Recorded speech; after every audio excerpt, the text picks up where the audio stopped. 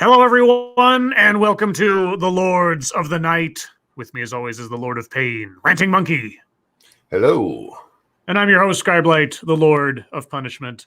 The Lord of Pennies is taking the night off because he's tired and he needs a rest. And he's earned it. Lord knows. Lords knows. Mm-hmm. Since he had to take over solo the other night because of coincidental scheduling things. As my phone beeps at me because work needs to let me know things. And I get to stay. Yay. Hello, chat. Hello, everyone. It's Tuesday. Hope you are all having a good week so far and a good week ahead of you. Hope you are all safe and well. Monkey, how are you doing? I'm okay. A little tired, but otherwise, no real complaints. How you doing, man? Well, it was an okay day work-wise. The giant project that is very time-consuming and tedious that I've talked about in the past has restarted as of today. And so a lot of my brain power goes into that now, perpetually line by line corrections of files and so yeah, if I'm even more brain dead today than I have been in the previous days, that might be why. And the only cure I'll have during the course of the week, aside from the show, is voluntarily subjecting myself to TED Excellences, I guess. That doesn't make any sense, but that's what I do. Hey, whatever you got to tell yourself to get through the day, man. Exactly. Whatever I have to do. But other than that, Monkey Dick, Jim Jones, movies, video games, hit that like button if you have not already, and many of you haven't because you're still trepidatious about whether or not the show's going to be any good, I suppose. Well, guess you'll find out soon enough because it is a Scribe and Money show, as the old phrase used to be done. Although we may or may not have a third person joining us eventually, depending on who I can rope in. We'll see.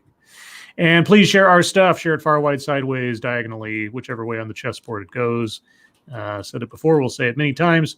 If there's a content creator out there that you like or appreciate their work, be sure to tell other people about them, whether it's us or anybody else, because oftentimes YouTube will not. And you guys are our best algorithm. But that all being said, shall we get into the schnuzz? After you get your super chats. Oh, yes. Sorry about that. Thank you, Mr. Tickle Trunk, for the Dogcat Fox. Oh, happy, lovely Dogcat Fox. Thank you, Connor Johnson. So that Animaniacs reboot is coming out on Friday. Yeah, it is. I already read one review-ish thing where the person within this review, I think it was on IO9 or Gizmodo or something, they're like, it's a lot like what it was back in the 90s, but I'm not sure who this is for. And by the way, the AP has told us, the AP style guide told us that using words that describe mental illness are bad. So, and they use those a lot in this show. So just to let you know, like, give me a break. This is Kyle. Thank you so much. Hello, chat people in Lawton. Hello, Kyle. Mighty Balzac, thank you so much. Have yourself Tree Fitty. I can't read. Thank you, Mighty Balzac. Appreciate it.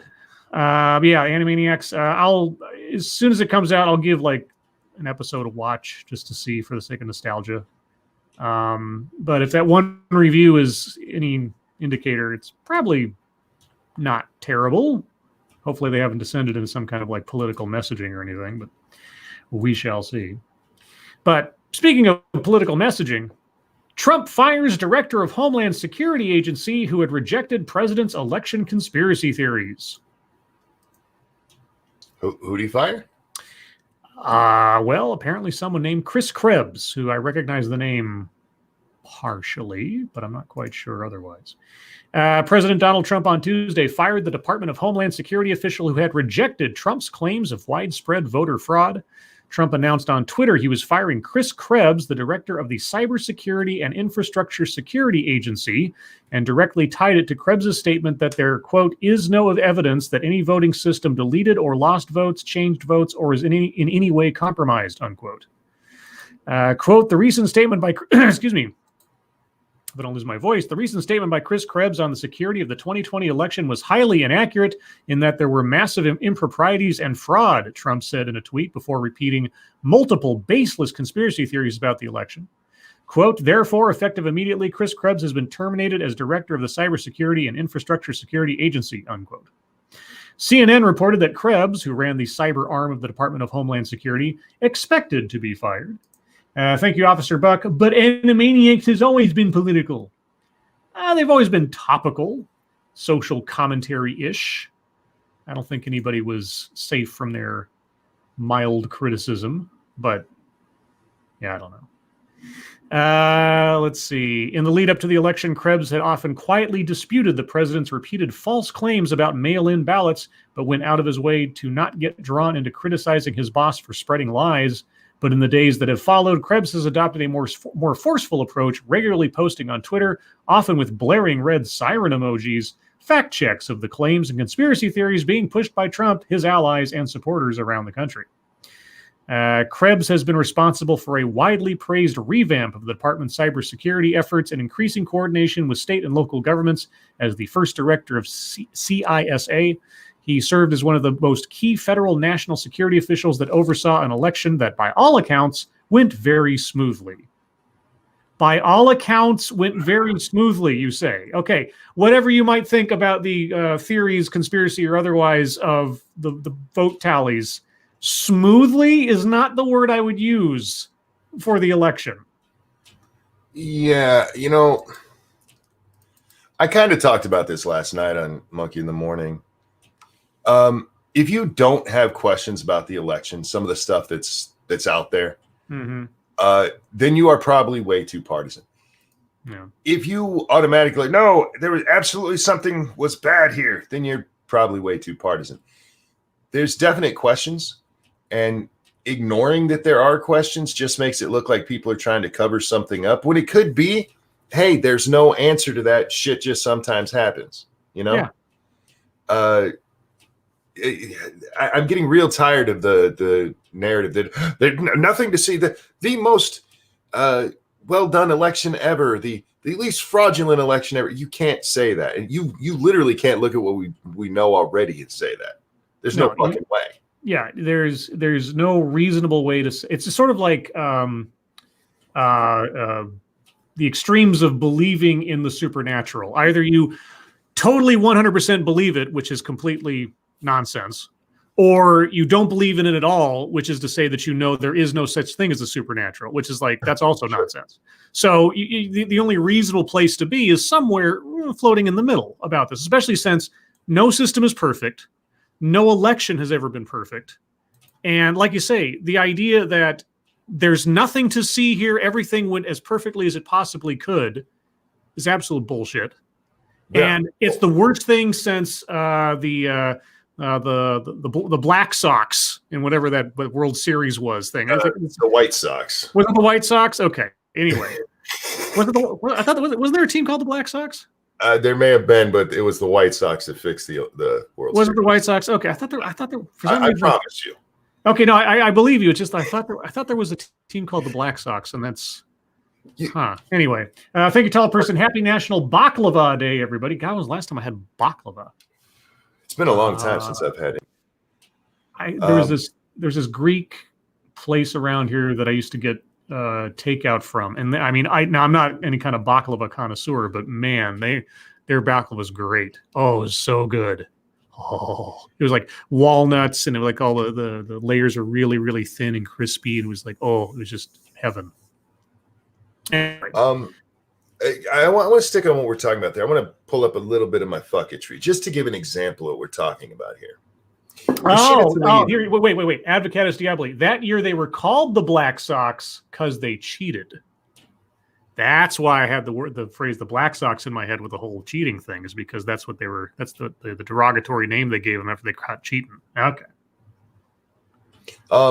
But to what we were talking. Oh yeah, one more. Yep. Thank you, Mr. Tickle Trunk. Both interference and fraud is attempted every election, no matter the country, no matter the time period. It's the amount that varies. Right. Yeah. Thank you. Rashida Tlaib tweeted this out. It's plain and simple, folks. The Republican members of Wayne County Board of Canvassers put politics above their duty to our residents, suggesting that all of Wayne County can be certified except Detroit is horrifying, racist, and a subversion of our democracy. And what she's talking about is the canvassers in Wayne County Yeah. said that they're willing to certify everything except for Detroit. And there's a reason for that. The polling books, the books where they keep track of how many people voted and how many votes were cast and all that, don't match up. And this was a problem in 2016. In 2016, the books in Detroit were off by 59%. In the primaries back in whenever those were, they were off again. They did a test in August to see how bad they're off right now, and they were off by 72%. They're not certifying right now because if there were, say, a recount, that 72%, that entire portion has to be thrown out for the recount. Right. So they're trying to figure out what to do there. And Rashida's not, no, it's racist and it's trying to subvert democracy. If she actually cared about democracy, she'd be looking into what's wrong here. Why the fuck this is happening in Detroit? Yeah, the whole this is.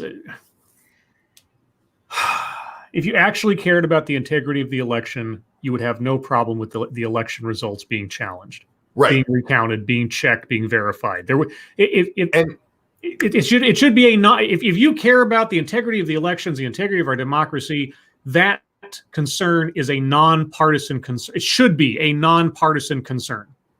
And you should be more than willing to, okay, this looks weird, let's look at it. Thank you, understatement. I don't know how much fraud happened, but incompetence is a thing. Even a small percentage error in those votes add up to hundreds of thousands. Sure, I mean, from my job dealing with tons and tons of data, one small error multiplied thousands of times creates a big problem.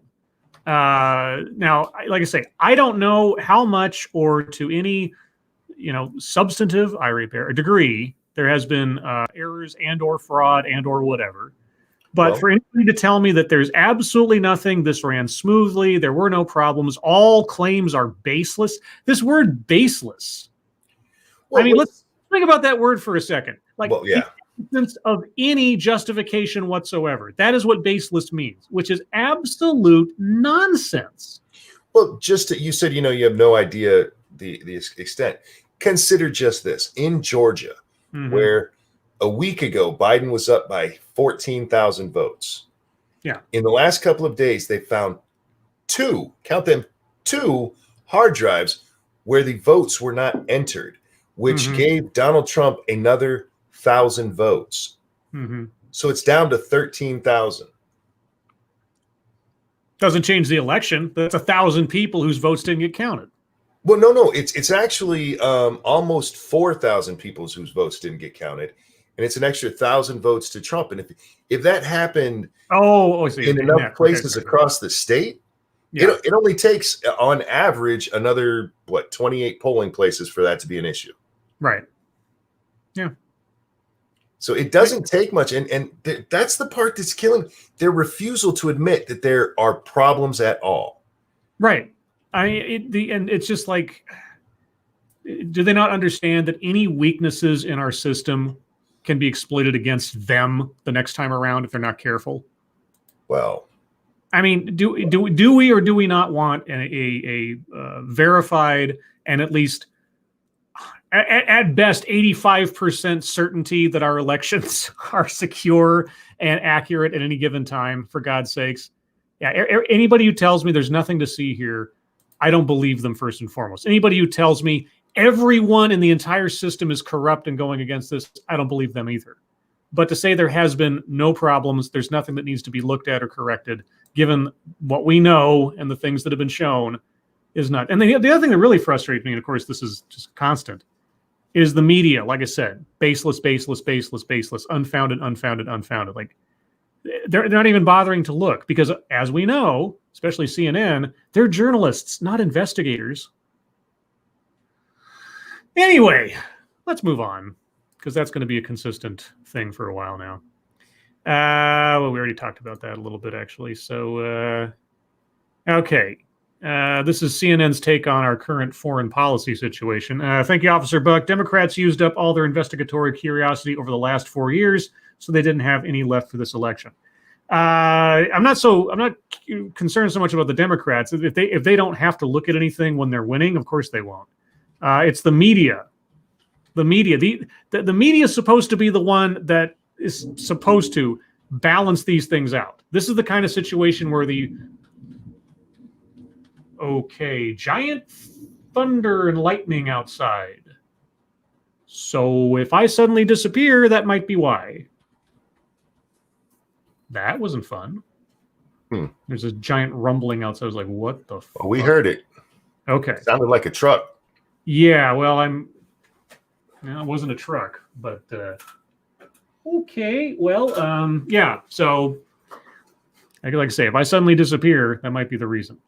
Anyway, the fourth estate is supposed to be the one that kind of checks these things, regardless of which side of the aisle is complaining or praising. But they're not doing that. They're dismissing any possibility of anything going wrong, and that's kind of scary to me, honestly. Yeah. I mean, the media is supposed to ideally play a vital role in situations like this to try to suss out the truth, or at least as much of the truth as can be found. But in this case, they're taking a side, which doesn't make them media anymore. It makes them propaganda machines. Mm-hmm. And there it is again. Holy cats. Okay, well, anyway, I'll keep going. Trump team looks to box in Biden on foreign policy by lighting too many fires to put out. Such as President Donald Trump's order of a further withdrawal of U.S. troops from Afghanistan and Iraq is the latest foreign policy move on a growing list in his final weeks in office that are meant to limit President-elect Joe Biden options before he takes office in January. Trump promised to do this in the beginning of his campaign. He said he was going to bring everybody back home. Yep. He's still not going to be able to bring everybody back home, but he's attempting at least to fulfill a campaign promise. And if he's doing it in his last weeks or whatever of his presidency, well, that's his prerogative. But, okay, he's trying to sabotage Biden before you. I saw this argument again. We talked about this last night, but I think Dan Crenshaw was on Twitter today. He's like, we can't so rapidly draw down our forces. I'm like, 17 years, Dan. 17 years we've been over there. How much more rapidly can we go? That isn't a fucking snail's pace. Come on. Yeah. Anyway, the White House has directed newly installed acting Defense Secretary Christopher Miller to focus his attention in the remaining weeks on cyber and irregular warfare, with a focus on China in particular, an administration official tells CNN, who can't be named for some reason. It is contemplating new terrorist designations in Yemen that could complicate efforts to broker peace. Aside from all that other peace we've been brokering the last 6-7 months. Right. And it has rushed through authorization of a massive arms sale that could alter the balance of power in the Middle East. Massive arms sale? Okay, there's a hyperlink. Why don't you tell us what that is? Trump administration informs Congress of intent to sell $23 billion in arms to UAE. Well, they're our ally, so... I mean, don't get me wrong, I'm not like some big fan of the UAE or something, but when was this? Okay. Secretary of State Mike Pompeo announced Tuesday that the Trump administration has formally notified Congress of its intent to sell approximately $23 billion in advanced weaponry to the United Arab Emirates. The top U.S. diplomat said that the proposed sales include up to 50 F-35 aircraft valued at $10.4 billion, up to 18 MQ-9B drones valued at nearly $3 billion, quote, and a package of air-to-air and air-to-ground munitions valued at $10 billion. So we're selling arms to an ally. Yes. Okay, and this is a bad thing. Why? People think it was a buy-off to get the deal with the Israelis. Oh, that could alter the balance of power in the Middle East. Well, the UAE has always been the most powerful organization in the Middle East, hasn't it? I mean, as a collective? Ish. Yeah, okay. The Trump team has prepared legally required transition memos describing policy challenges, but there are no discussions about actions they could take or pause. Instead, the White House is barreling ahead. A second official tells CNN their goal is to set so many fires that it will be hard for the Biden administration to pull them all out. A second official. Who? The one with familiarity with the matter. So it's not that Trump is attempting now in his effectively lame duck season to get as much done as possible within the boundaries or otherwise of his previous promises, to have something on his record to go away with that he can point to.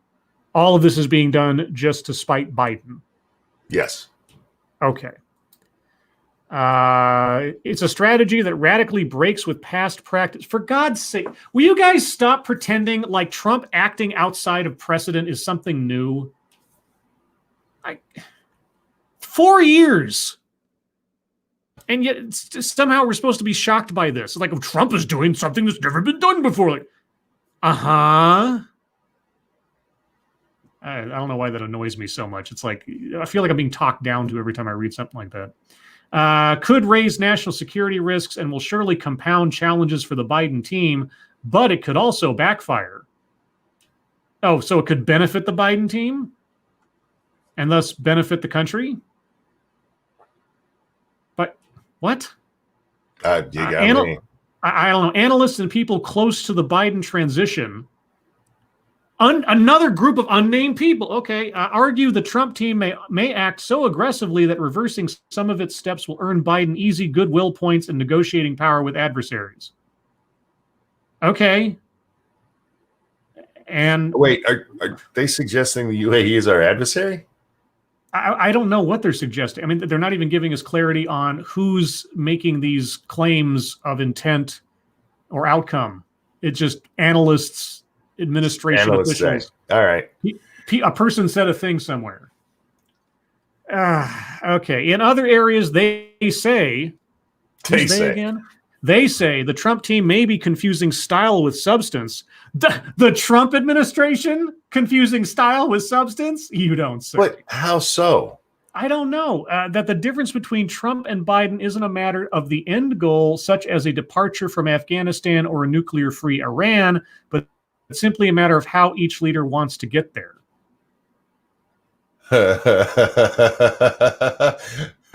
All right. Well, why? Okay. Go ahead. If look, I'm gonna and correct me if I'm wrong. I'm gonna take the Ice Cube mentality here. I don't give a shit what the drill bit looks like as long as it makes the hole I need. Okay, so if whatever Trump is doing is going to get us peace in the Middle East and more people home from a pointless war, if it makes him look good, if it makes him look bad, if it's style over stuff, I don't care. I really don't give a shit. Okay, you're going to say something, Monkeyhead.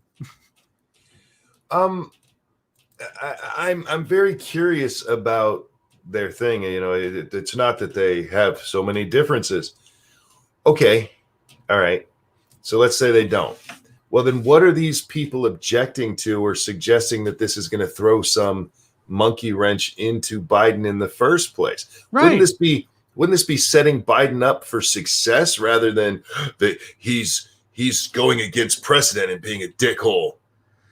Thank you, Bacall, the Driving Ape Man. National security risk from UAE, 911 truthers. Could be. I don't know.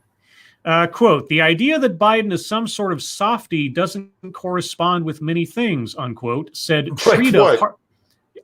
I don't know. Said Trita Parsi, you actually named someone, executive vice president of the Quincy Institute for Responsible Statecraft.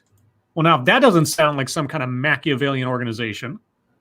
Pointing to the same baseline goals for a nuclear-free Iran, a withdrawal from Afghanistan, and a way to manage the relationship with an increasingly assertive China, Parsi said, quote, the Biden administration is likely to continue many policies, but just with a different style. Again, drill bit, hole. I don't care what the first looks like so long as I get the second. Wait. What's the different style, though? Nothing. I don't. Okay, well, there's a hyperlink to different style. Let's see. Is it going to take me to the fashion page? How Biden plans to undo Trump's America First foreign policy and return U.S. to world stage. Oh, yeah, because, the last 4 years we've been absent from the world stage. Did you know? Did you guys know? But between the peace processes we've set in motion in the Middle East, North Korea, the drone strikes in Iran or against Iranian interests, and so yeah, we've been totally we took a powder from the world stage the last 4 years, guys. Did you know that? But that link is Were you like aware? Biden's going to undo all these things. If he's agreeing with them, what's he undoing? Right. If he's going to continue the policies, then I guess he likes the Trump doctrine. Oh, this is fucking stupid. Does CNN even read their own copy? Honestly,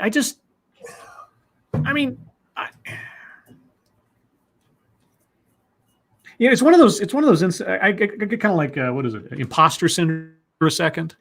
Like, okay, I'm reading stuff from these practiced journalists and political insiders and probably poli-sci majors and everything. And I'm reading through this stuff, and there are inconsistencies and contradictions and negative spaces that I'm supposed to fill in with my imagination, I think. And then I get to the end of something like this, I'm like, I have to be missing something. I can't be noticing this stuff and they just didn't, or they're just being dismissive of it, right? I don't know. You're missing something, and it's that this is an incredibly partisan network. They can't even give Trump credit. Be like, this is what Biden wants to do, and Trump is setting it up for him. Instead, it's like Biden hates everything he's doing, but it's what he wants to. What? Okay. Well, they got to take a shot at Trump while pumping up Biden. That's all it boils down to. Yeah, and I wish it was more. I wish it was. And do tell me, CNN, that in the course of the next 4 years, at no point is Biden going to sell or provide funds to some sketchy nation for the sake of greasing the wheels towards some end. Tell me that that's just not going to happen. Promise me that, can you? Yeah, nonsense. Thank you, Piccolo, again. The flicking tongues, that's what you're missing. Yeah. Oh, boy, am I missing flicking tongues. Anyway, moving on. Several sheriffs in upstate New York say they will ignore Governor Cuomo's order to limit Thanksgiving guests. Uh-oh. Defying the governor? What will happen to these sheriffs? Less than a week after New York Governor Andrew Cuomo instilled an executive order limiting the number of people at Thanksgiving gatherings, several upstate sheriffs say they plan to ignore it. Cuomo's order limits the number of people New York residents can have in their private homes to 10. Quote, New York follows the science. We know indoor gatherings and parties are a major source of COVID spread. To slow the spread, NYS will limit indoor gatherings at private residences to 10 people. This limit takes effect Friday at 10 p.m., he tweeted on November 11th. 2 days later, sheriffs around Albany started speaking against the measure. We know indoor gatherings and parties. What if it's a Black Lives Matter party? Those are okay. Would you police that one? They have to be at least 10,000 people, and they're all right. Let's see. Fulton County Sheriff Richard Giardino, who wrote one of the news releases, explained to CNN's Brianna Keeler why he is not going to enforce Cuomo's order. Quote, I don't think the Constitution allows for the infringement on the number of people in your own home, he said. Quote, he has authority to do a lot, but not tell law enforcement to get into someone's house and count who's there. My position as a sheriff is that I took the same oath the governor did, and I don't take any issue with the governor's intent to do what is best under the circumstances, but as a constitutional officer, I have an obligation to the constituents in my county to follow that law, he said. Giardino wrote the post after he spoke to a veteran concerned about getting his son in trouble over a holiday visit. Giardino said Cuomo's order doesn't allow police to fine or arrest anyone. Quote, what I'm saying is it sends a chill into my community that law enforcement is going to knock on their door, count the number of people, and arrest them, unquote. Yeah, it's an order without a consequence. What is it then? Is it still a mandate? What are you going to do? I'd love to see like Cuomo order some law enforcement group to start arresting families at Thanksgiving because they had 11 people in their house. Well, what you're most likely going to see is we already saw somebody do this on Twitter and brag about it, and I have to go into hiding over doing so.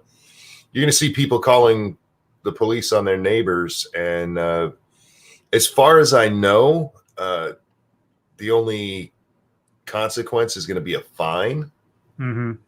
So yeah, you're gonna have people squealing on their neighbors and make people having to pay fines. Or doing the equivalent of swatting.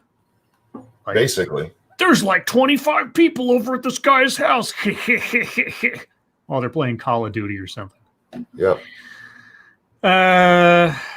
Let's see.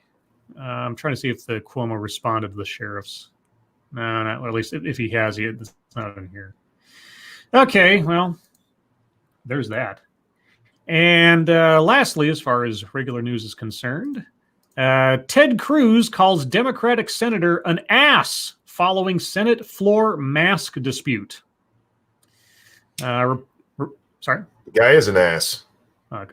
Republican Senator Ted Cruz of Texas on Monday called Senator Sherrod Brown, quote, a complete ass, unquote, following a tense dispute over mask wearing on the Senate floor between the Ohio Democrat and Alaska Republican Senator Dan Sullivan.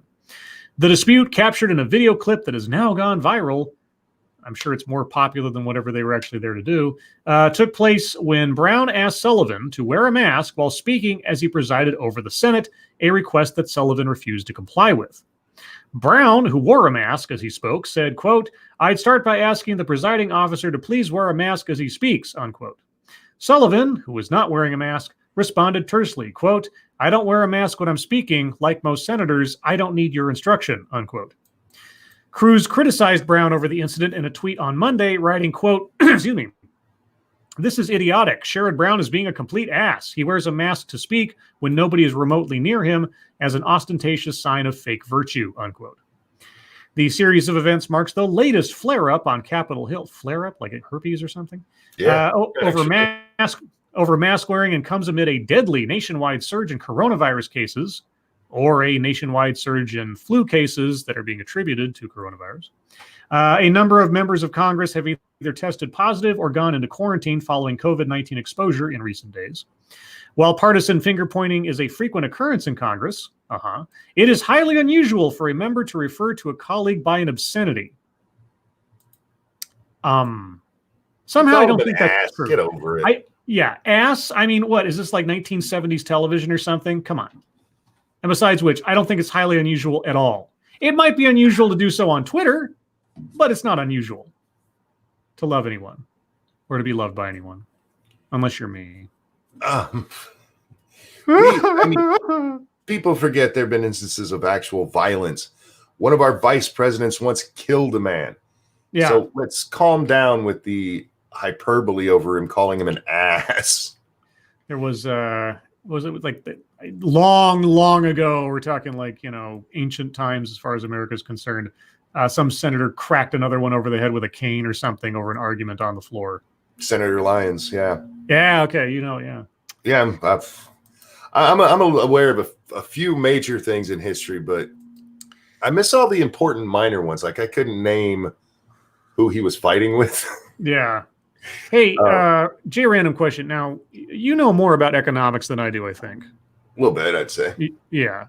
Would you be free for a TEDx sometime in the near future? Because I got one that deals with capitalism. And, while I don't think of myself as an idiot, I'm not an economist. Sure. All right. We'll figure that out. I will be as familiar with the matter as possible. Oh, okay. Well then. Thank you, Dark Resurrect. Send Monk to Congress. They will get over that. People have you said that to me before, and I appreciate everybody who does. Like, you should run for office. I would get kicked out so fast. I would get kicked out so fast because it would be hard for me not to say motherfucker at least once to some of these people. Are you out of your motherfucking mind? But can they actually kick you out for swearing? They can kick you out for conduct. Unbecoming or something. Yeah, I mean, the rules are arbitrary. You can get voted back in. Yeah. But I want to point this out about this whole flare-up. Okay. Do tell. I watched the Senate hearing today, and I watched every Democrat member of the Senate who was there in person speak without their mask. Every single fucking one of them. Sherrod Brown was just being an ass. That's all that was. Good night, baby. I love you. I like that Bye, dress. Lady Monkey. I like her in a dress. So easy access. Oh, I know, right? But the fact that this is blown up and people have taken this asshole side, they've done this all the time. Nancy Pelosi does it all the time. She'll take that mask off to speak with people right next to her. Yeah. And it's fine because for some reason, if you're speaking, you can't get or give the COVID. I don't understand how it works. And you know what? If they were being honest and keeping up their mantra, and this was what they said all the time, I'd be for it. But Feinstein wasn't wearing her mask today. And I didn't see Brown say a fucking thing. Thank you, Princess Unicorn Nipples. Why does Dr. Pepper come in bottles? Because his wife died. Ouch. Jesus. That's dark and funny. Poor Mrs. Pepper. Poor Dr. Pepper.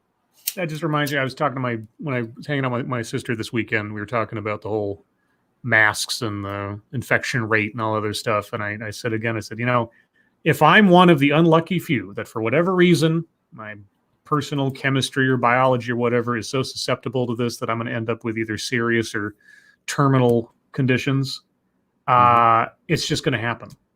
I mean, between now and when I get access to a vaccine, if there is going to be a good one in the next 4 or 5 months or whatever, between everything since February to now, the likelihood that I haven't already been exposed to it is pretty much zilch.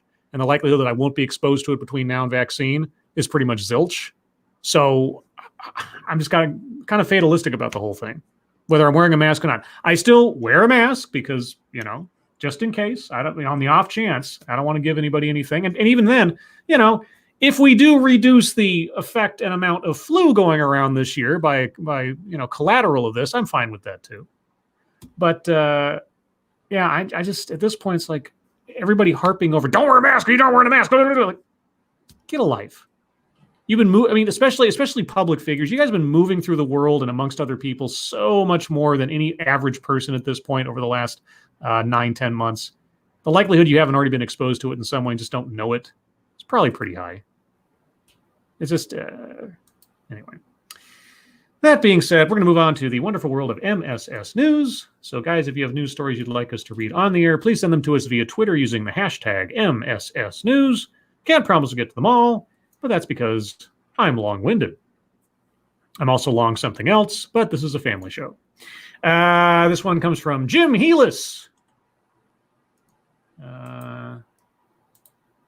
Let's see. What I suddenly forget. What did? Oh yeah, the Lord of Pumping Iron. That's what it was. Took me a second. I had to think about it for a second.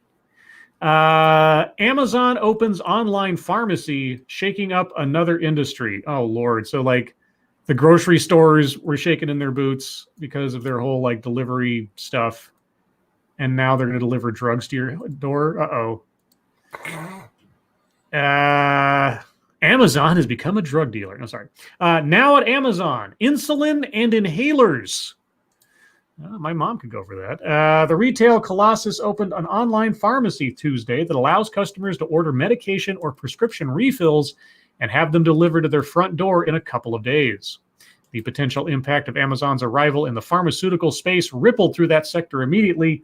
The stocks of CVS Health Corp, Walgreens, and Rite Aid all tumbled Tuesday. The big chains rely on their pharmacies for a steady flow of shoppers who may also grab a snack or shampoo or groceries on the way out. All have upped online services and touted their abilities to deliver prescriptions and other goods as the COVID-19 pandemic has pushed more consumers to stay home. But Amazon.com has mastered these things, and its online store is infinitely larger, with millions of local shoppers already buying books, TVs, and just about anything else. Quote, the news represents a disruption to the system and competitive threat that will likely shift scripts away from the retail channel, analysts at Citi Research said in a note. In a note? Like, will they leave it underneath your windshield wiper or something? Yes. How'd you know? Oh, my God. Well, I know someone familiar with the matter. That explains it. Amazon has a history of disruption. I hear that disruption's really, really good these days. Disrupting things is a positive step. Depends on what you're disrupting. We need to disrupt the police industrial complex. Now that's a good thing. Yeah. Launched in 1995 as an online bookstore. I'm not going to read Amazon's personal history. I don't care. Then it talks about the Whole Foods purchase and the supermarket at home deal. Yeah. So, golly gee whiz, Amazon continues its march in being a ridiculous monopoly. There you go. So if you need an inhaler, you see, my parents live. They both are in that stage of life where they have to deal with their medications all the time, and they're only like half a mile away from the pharmacy, and they feel pent up enough as it is staying home. So I don't think they'll be taking advantage of this. But somebody out in the middle of nowhere, or 5 miles, or go through a whole bunch of people to do it, I can see them doing it easy. If I just need my inhaler refilled or something, or my insulin delivered to my door, because I think there's already services that do that, isn't there? Yeah, there's online pharmacies. Thank you. Understatement. If they keep shutting down businesses, the big chains are going to be the only stores left. Then they'll blame Republicans for that. Yeah, I've heard these stories where like the states will impose these big restrictions on businesses, but yet they'll call things like Best Buy or the big box stores or somebody else like essential or something, and then they don't have to deal with the restrictions, and then all the little mom and pops get shut down, and the big guys are the only ones left. They're already bitching about how much money Bezos is making. Look how these billionaires have made more since this has gone up. Well, yeah, because you're forcing people to them. Yeah, they don't have a choice. Their options are being winnowed down by your restrictions. You're destroying businesses that could otherwise provide competition and allowing them to eat up the space made up of it. That's just, what did you want? What did you expect?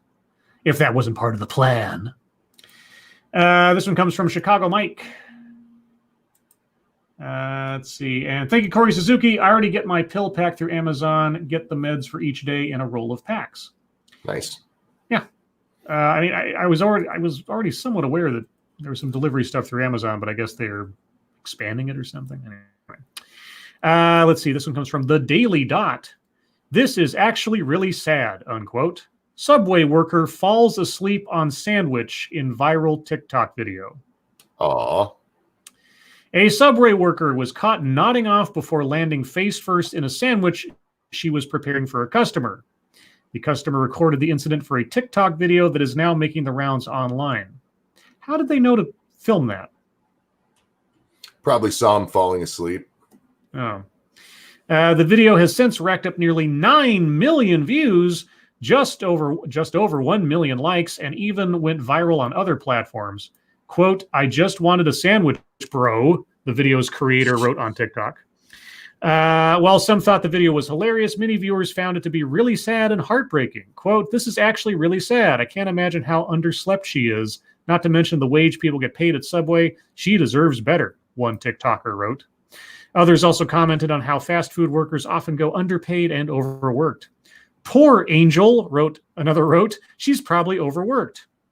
According to the Business Insider, the average hourly wage of a Subway worker was anywhere between $8 and $9 in 2019. And despite being considered essential workers during the coronavirus pandemic, fast food workers are still going underpaid, according to the Californian paper. The Californian paper, that sounds about as generic as like brand X oatmeal or something. Yeah, define underpaid. Are they not being paid what they're supposed to be? Compared to the $15 minimum wage they're trying to push for next year. Yeah. Well, yeah, I get that, but yeah. I mean, everybody should be making like $500,000 a year, you know. Let's see. Thank you, Piccolo. Oh, wow. Find a better job or be your own boss. Wow. You are one mean Canadian. I think all Canadians are like that. Well, secretly, yeah. They put on a friendly face, but you know, beneath the surface, man, they're savages. This one comes from Frosted Glass. If you can believe it, it's it's not Medium for once. It's Arc Digital. Never heard of it. Would you like an anti-racism book with that $60 onesie? I'm good. Yeah, I'm fine. A store near me in Toronto specializes in upscale baby and kids clothes and anti-racist children's literature. And the picture Quite the combo. The book cover pictured is Anti-Racist Baby by Dr. Ibram X. Kendi, the master of anti-racism. No, that's probably a bad word to use in that instance. The expert on. And remember, anti-racism is the belief that racism is practiced or believed by everyone, except that there's those that confess to being a racist and those who are in denial of being a racist. There is no such state as simply being not racist. That is anti-racism, the belief system. Let's see. There is a resort section of its website where even the discounted bathing suits are pricey. The store's books page includes children's literature about Nelson Mandela, Frederick Douglass, Martin Luther King Jr., and in a nod to progressive concerns from news cycles past, Malala Yousafzai, I forget how to say her name, and Greta Thunberg. It looks like a very nice store, which is, in a sense, the problem. Are anti-racist baby books part of a luxury lifestyle? Sure. If you're paying money for that nonsense, then I suppose yes. Thank you, Dark Resurrect. Anti-racism to babies? Totally not a grift. No. Children's books teaching anti-racism? Yeah. Well, it may be a grift, but it's also kind of scary. If the pairing of high-end goods with anti-racist messaging has started to seem natural, it's because it's because it's of a piece with a pattern I've noticed. What? Try that again.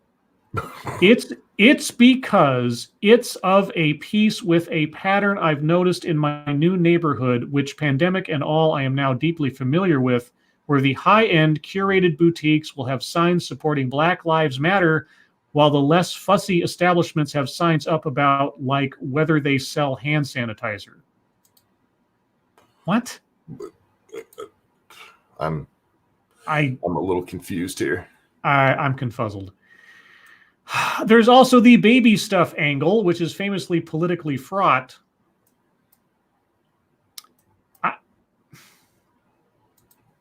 I'm going to read this one more time, and then I'm done with this article. There's also the baby stuff angle, which is famously politically fraught. Okay, if baby supplies have a political angle, you're in the wrong store. Sorry, you just are. Thank you, Furry Kitten. Aren't all babies non-racist? No. There's no such thing as non-racist. Okay, there's no such thing as being in a state of not being a racist. Okay, anti-racism says everyone is racist. There are just those who are in denial of the fact that they're racist and those who are confessing to the fact that they are racist. That's what being an anti-racist is, confessing to the racism that exists in you and the rest of the world. Original sin. Yes, it is just another iteration of original sin. That's all the anti-racism stuff. When somebody says the phrase anti-racism, that is what they're talking about, whether they understand it or not. And if you don't believe me, like I say, go to the source. I critiqued an interview that was done with Ibram X. Kendi where he was thankfully asked direct questions about what he's talking about, to the point where his nonsense had to be asked. Like, they asked him, what does anti-racism mean? He gives this long, circuitous answer. And like, yeah, but what does it mean? And finally has to whittle it down to its basic bare components. And at that point, it's like, okay, now we know. Thank you, Officer Buck. What's that saying? Luxury virtues or beliefs? I don't know. Is there a saying about that? I don't know. Not familiar. I'm not familiar with that matter. Oh, my God. Thank you, Pincalo. Avenue Q says everybody is racist. Great song. Yeah, Avenue Q is far ahead of its time. Okay, moving on. Let's see. This one comes from Massive Dynamics. And since we don't have a Satsu tonight, we'll do a couple more of these. All right. Than usual. Florida man arrested after drive-through meltdown over lack of lettuce. Why am I not shocked by that? Did we already read this? This sounds familiar. He did not... Doesn't sound familiar to me. Okay. He did not remain calm. Oh, that's bad. That's bad. A Florida man was arrested after causing a commotion in a Checkers drive-thru, throwing a fit over the lack of lettuce for his sandwich. Henry Arce Cabrero now faces charges of disorderly conduct and resisting an officer without violence following the drive-thru drama, WKMG-TV reported on Wednesday. Thank you, Furry Kitten. Learn traits, be damned, damn sociology. Yeah, I mean, that's teaching babies that everybody's racist. Probably not the best start in life. Just saying. Even them. Yeah. You have to be aware of the racism in you, little baby. Every time you see a baby, you walk up to him, tell him to stop being fucking racist. That's right. You're being a racist then. Or ask a new mother, like, so what are you doing to have your child acknowledge their racism today? Yeah, instead of asking him if it's a boy or a girl, just, what's your racist? Yeah, what is your racist going to be? What's your racist? What social construct will your racist be today? On November 4th, the Largo Police Department responded to a call from the Checkers on Ulmerton Road in Clearview around 11:30 p.m.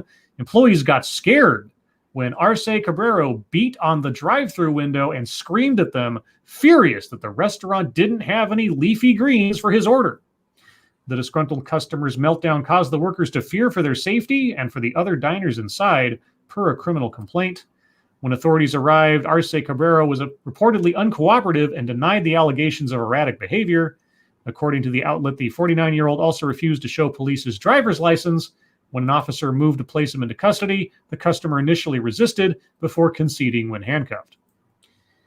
All right, well, there you go. He needed his greens, guys. He needs his vitamins. You know, I actually request that they put as little lettuce as possible. I go to Subway, I actually tell them I want a little bit of lettuce, but I want so little lettuce that if somebody came in and ordered light lettuce and you're being a smart ass, that's how light I want the lettuce. Thank you, Xbob Hotep. Wait, this Checkers had an inside? I'm not familiar with Checkers, so I don't even know. Typically, they're a drive-up only, and it helps keep them cheaper and running faster. Okay. Like Photomats. Kinda. Remember Photomats? Uh-huh. Thank you, Officer Buck. Luxury beliefs, ideas and opinions that confer status in the upper class while taking a toll on the lower class, e.g. police abolition. Ah, okay. Luxury beliefs. Okay, I got you. There's actually a story today that I'm going to bring up in Fucketry time if somebody else doesn't first. And thank you, Crimson Tiger. Nearly got stabbed for being out of something at Subway twice. Jesus. You nearly got stabbed. The fuck. I don't understand people. I'm glad it was nearly in both instances, Crimson Tiger. But geez, thank you. Let's see. This one comes from Check Your Logic. It's the Root. Lucille Bridges, mother of civil rights icon Ruby, dies at 86. Am I a bad person for not recognizing either of those two names? No, I don't either. Every day, like many American parents, Lucille Bridges walked her first grader Ruby to school. But unlike other parents, she did so flanked by federal marshals as aggressive mobs of white people vehemently opposed to racially integrated schools, hurled slurs at her and her daughter. On Tuesday, Ruby announced the death of her mother on her Instagram account, noting that the country had lost a hero. Was this like the first black girl? There's very famous photos and videos of her. Yeah. Okay. Yeah. Okay. Now it's clicking in my mind. Let's see. Quote, brave, progressive, a champion for change. She helped alter the course of so many lives by setting me out on my path as a 6-year-old little girl, Bridges wrote. Our nation lost a mother of the civil rights movement today, and I lost my mom. I love you, and I'm grateful for you. May you rest in peace, she added. Oh, that sucks, man. Ruby has credited her mother with being the catalyst for her attending the formerly all-white William Frantz Elementary School in New Orleans. Not only was Ruby the first black child to attend any white school in New Orleans, she was the first to integrate an all-white elementary school in the entire South. Okay, yeah. Okay, Ruby Bridges. That's why... It took me a second because when they separated out the mom's name from just Icon Ruby, I was like, Ruby. When you described him, like, oh, I know her. I have a Streamlabs. Can I get this real fast? Yep. Rodline, thank you. Oh my fucking God, just sat through a Zoom meeting for my kid's school district group, the Parent Diversity Advisory Council. Excuse me. Every buzzword from restorative justice to school to prison pipeline. Also removing Tom Sawyer from the 6th grade reading. Ugh. Yeah, that's been going on in a couple of places where they're getting rid of some books. Thank you for that donation. And on my side, thank you, formerly Rodline. Glad you liked the drawing I sent you. I did. Appreciate it a lot. As for the restorative justice stuff, I've talked about this on multiple TEDx's and otherwise. Restorative justice practices can work fine in a school setting, like when you're still like kids. The shake hands and make up kind of mentality is not necessarily inappropriate for a school setting, depending on the circumstances, of course. When you start extending that notion into the wider world, however, into adult crimes or disagreements and things, that's where it's like, eh. So that part doesn't always shake me up in the context of elementary or like the school system stuff. It depends on what they mean and how far they mean to take it. If they're going to say, we'll never call the police, we'll use restorative justice practice. Like, well, what if it's... yeah, school to prison. Yeah, the school to prison pipeline thing. Yeah, well, I mean, I've done many a video and many a thing on that. We can talk about that another time, but that's all. That's right up there with a mass incarceration as a conspiracy theory. Let's see. Moving on. This one comes from Peter Stewart. Let's see. Mouthwash can kill COVID-19 in 30 seconds. Preliminary lab study finds. What about toothpaste? Well, what about like peroxide toothpaste? The toothpaste with like peroxide on it. They shouldn't say this is going to make people drink mouthwash, and you're not supposed to do that. It reminds me, there was that. You ever watch the show Intervention? I've seen very, very little of it. I see the appeal of it. I just didn't have a chance. There was this one episode. I think it was. I don't remember what it was, but it was like one of the most pathetic. And that's saying something about this show. But I mean, it was one of the most pathetic subjects they had on there. This lady who was such a falling down, stinking drunk. Her family had basically restricted her from having any alcohol, period. Right? Like I think if I remember correctly, like went around to the local stores and said, do not sell alcohol to this lady. Jesus. So what she would do is she would find mouthwash with an alcohol content. And she'd just drink mouthwash. Mm-hmm. So she had all these bottles of mouthwash hidden around the house and was just like dunking down mouthwash and like getting completely like blitzed all the time. And I was like, yeah. So of course, a lot of mouthwash these days is non-alcoholic, or at least has a very low count in it. Anyway, that's beside the point. A new study has found that over-the-counter mouthwash can kill coronavirus within 30 seconds of exposure in a lab setting. Donald Trump later said you should inject Listerine into your veins. No, sorry, he didn't say that. The study conducted by researchers at Cardiff University found that mouthwash containing at least 0.07% cetylpridinium chloride, or CPC, showed, quote, promising signs, unquote, of reducing transmission of the virus in human saliva. The report, which was released on Friday, has yet to be peer-reviewed, but supports another study published in early November that found CPC-based mouthwashes are effective in reducing COVID-19's viral load. In the preliminary report, researchers tested how effective a handful of mouthwash brands, including Dentyl and Listerine, containing ethanol essential oils, ceftazidime CPC, and povidone iodine, were at eradicating the virus. They found that 3 of the mouthwashes they tried eradicated the virus completely in a lab setting. Out of these 3 products, 2 contained at least 0.07% CPC, and the third contained 23% ethanol with ethyl lauryl arginate, or LAE. Okay. Anyway, if you weren't already, wash your mouth when you get up in the morning. Brush your teeth. There were early reports that mouthwash could do this, and then they were quickly poo-pooed.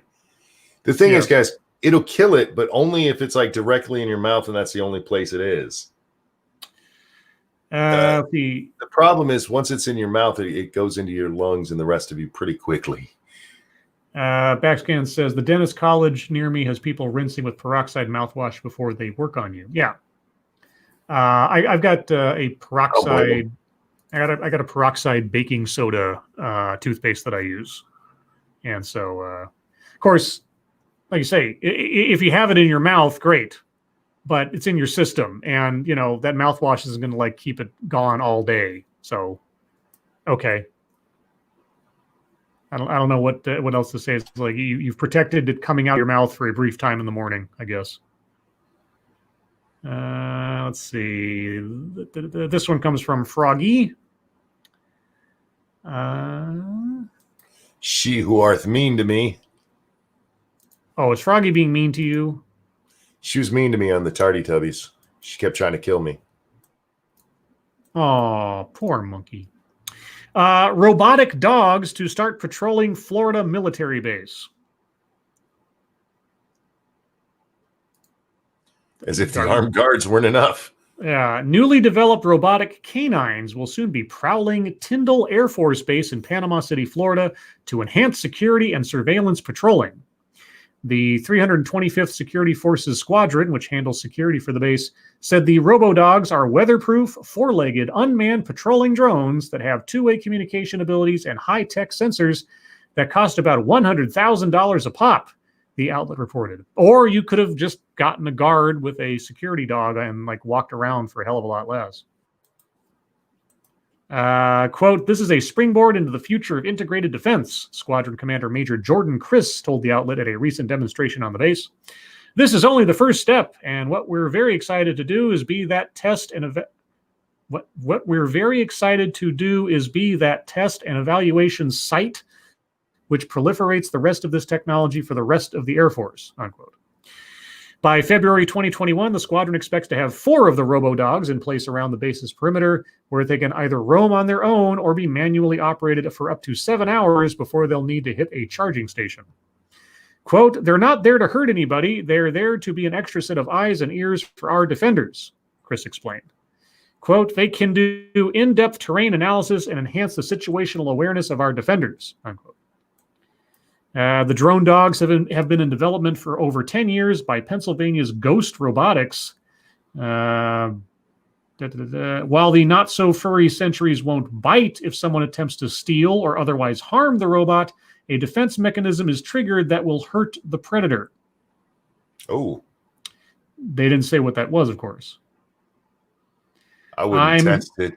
I'm hoping for electrical shock. Alyssa, that's just mean.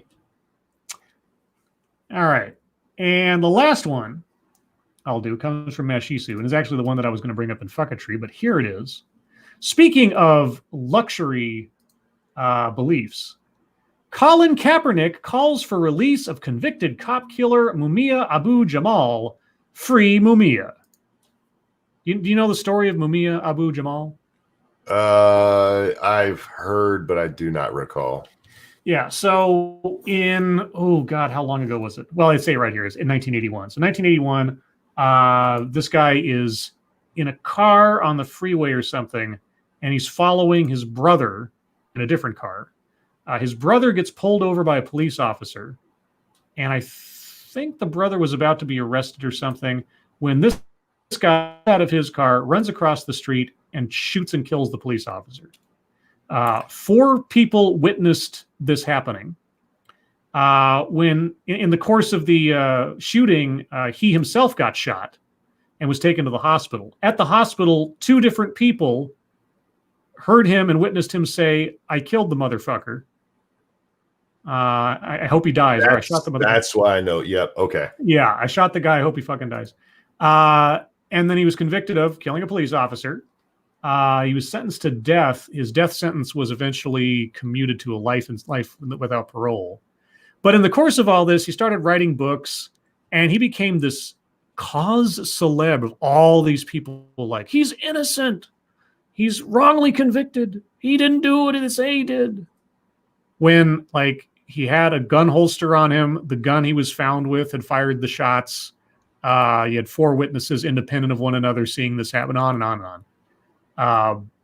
So Colin Kaepernick is just the latest, I'm sorry, moron to say this guy needs to be let out. Yeah, moron. We went to the same place there. Colin Kaepernick made Colin Kaepernick made calls for the Philadelphia District Attorney's Office to release Mumia Abu-Jamal, a former member of the Black Panthers who was convicted of killing a police officer in 1981 during a virtual news conference held by supporters on Monday. The former San Francisco 49ers quarterback argued for Abu-Jamal's case in a video statement, alleging that he was framed for the killing of Philadelphia police officer Daniel Faulkner. Yeah, he was totally framed, guys. Totally framed. Quote, Mumia... Sorry? I said totes framed. Totes framed. Quote, Mumia has been in prison longer than I've been alive, Kaepernick said. Since 1981, Mumia has maintained his innocence. His story has not changed. Yeah, you know what else hasn't changed? The evidence against him. Yeah, since you've been alive, that other guy's been dead. Yeah. During a routine traffic stop almost 39 years ago, Officer Faulkner stopped a vehicle belonging to Abu-Jamal's younger brother, William Cook. The two got into a physical confrontation, and Abu-Jamal, who was in the vicinity and observed the fight, ran over and shot Faulkner in the back and later in the face.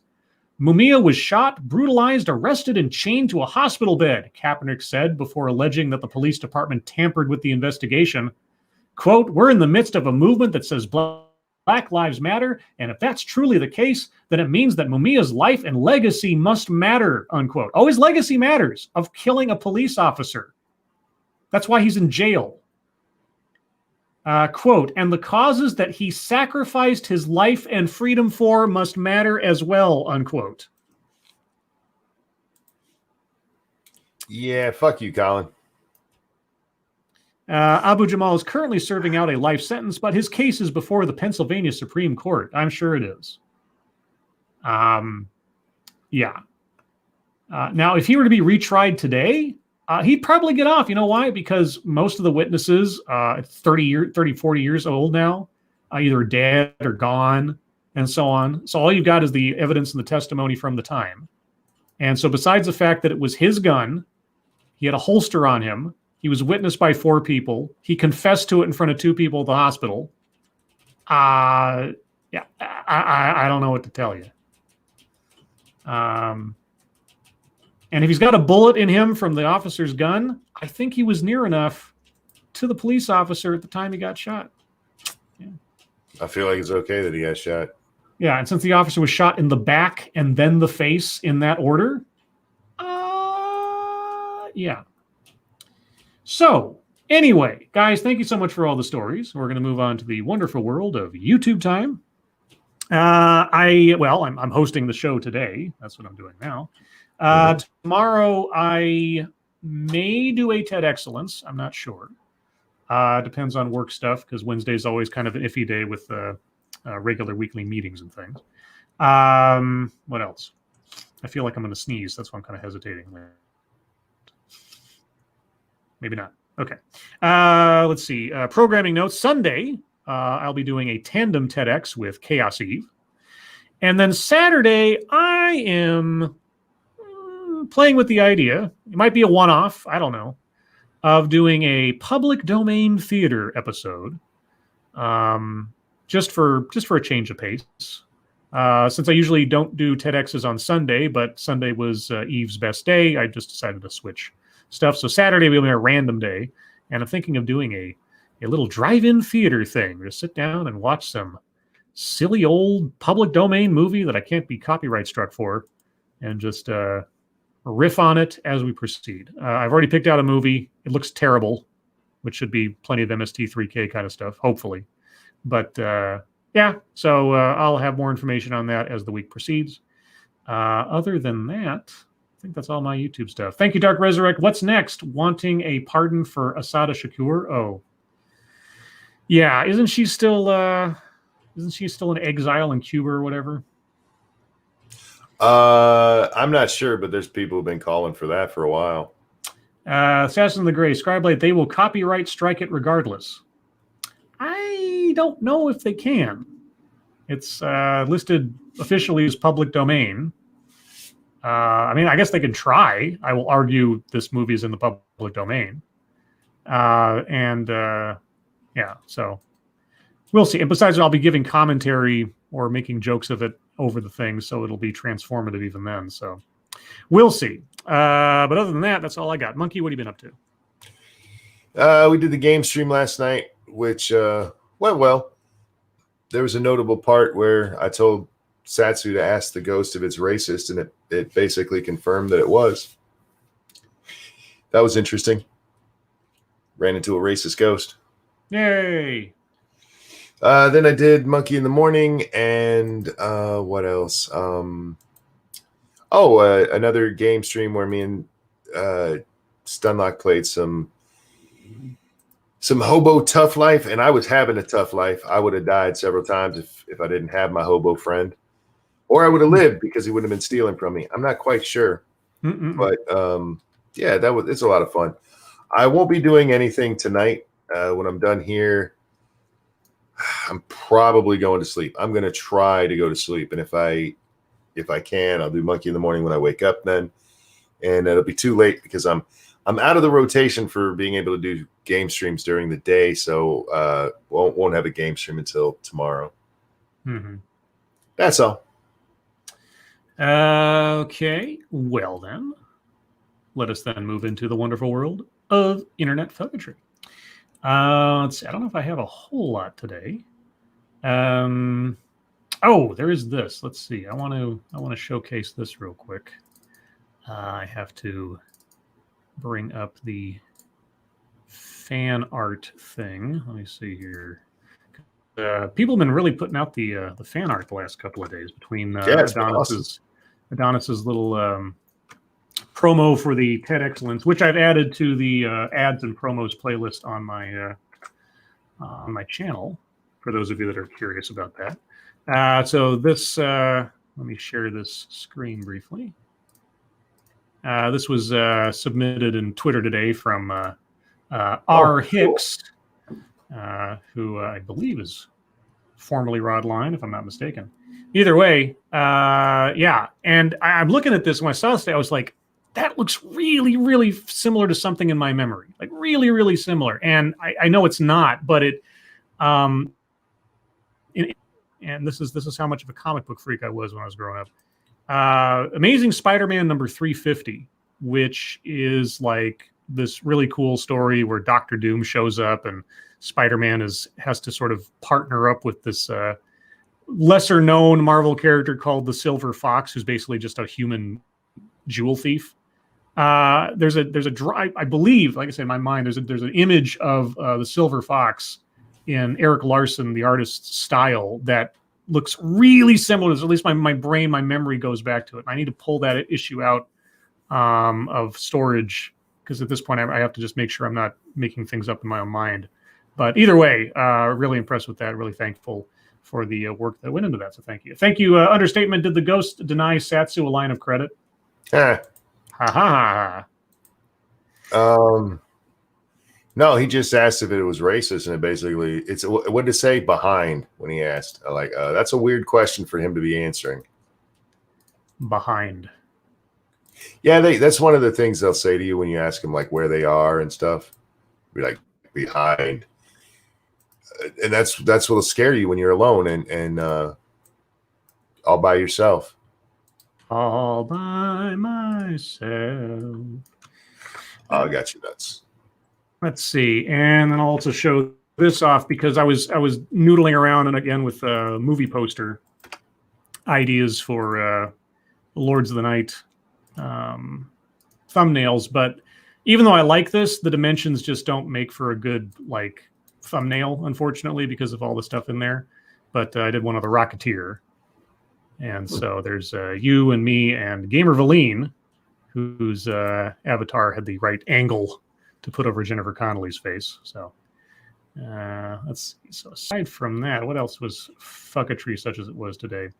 Let's see. There's an opinion piece at CNN today, and I'll just read a little bit of this real quick because I should have probably brought this up during news. We got extra time. Post-Trump, the need for fact-checking isn't going away. right. Fact-checking. Do it. Fact-checking has been a growth industry in the Trump era. The sheer velocity of Donald Trump's false and misleading statements, along with the proliferation of disinformation on social media, have demanded significant fact-checking to defend liberal democracy. Let's start by recognizing reality.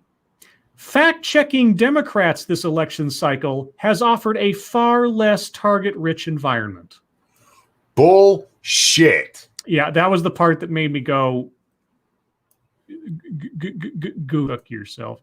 And I said, fact-checking Democrats this election cycle has offered a far less target-rich environment. And I said, say what now? How about you start fact-checking your own reporting? I assure you, you'll never be out of a job. Nonsense. Absolutely nonsense. That's just bullshit. Yeah. There's been a lot of fun flack against Anita Sarkeesian for complaining about boob armor from The Mandalorian. Yes. Let's see. There's a couple of good cartoons out there. I retweeted those. So. I mentioned earlier Dan Crenshaw talking about withdrawing troops rapidly might make some people feel better, but it won't be good for American security. Yeah, rapidly. Yeah, 17 years. Rapidly. Let's see. Another actually was, I guess that was the most of my fucketry as it was. BG says Scribe is trying to replace Satsu with Gamer Valine. No, it's just that, depending on what I'm working on, some people's avatars fit and some don't. In Fridays, I don't even appear in it. Neither does Satsu. But anybody who's, a Lord of the Night or a friend thereof might make an appearance.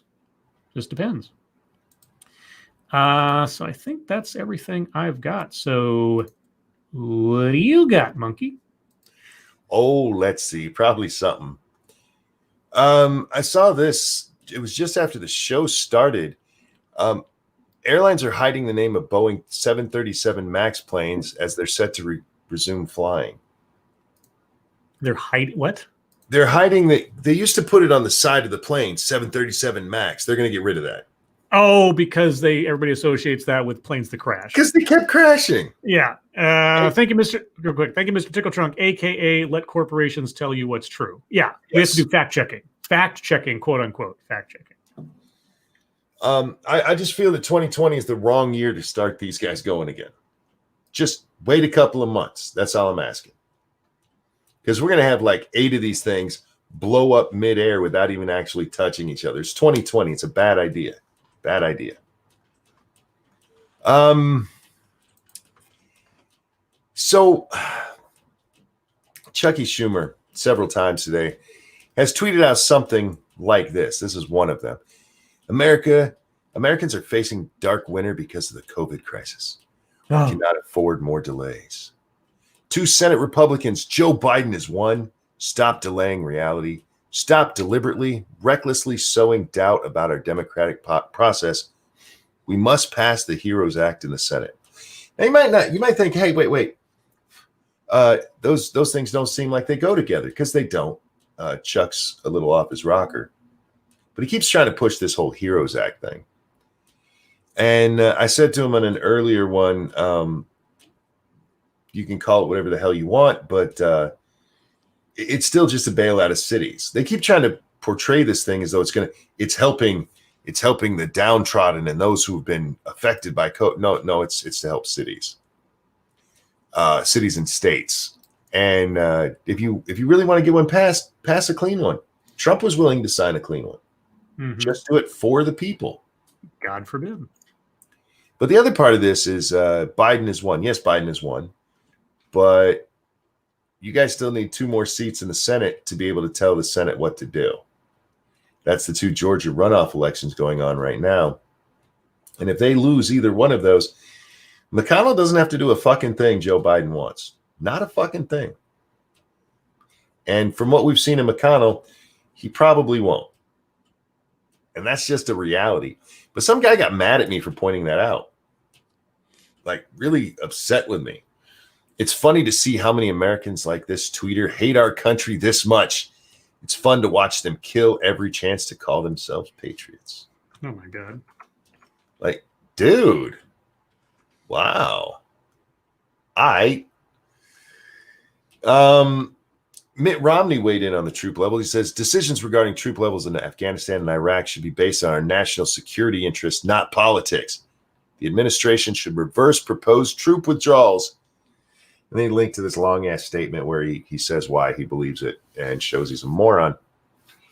For anybody who agrees with these two idiots, with Crenshaw and Romney on this, don't worry. Don't worry. Biden's coming in. You will get your wars. You will get your wars. Relax. They're coming. You'll have to deal with 2 months without as many dead bodies. I think you'll be okay. We already talked about Tlaib's stupid shit. This one was just funny. It's not funny, but somebody I follow, she tweeted out, ever had to frantically tell your boss you're leaving work because your kid's been in a catapult accident?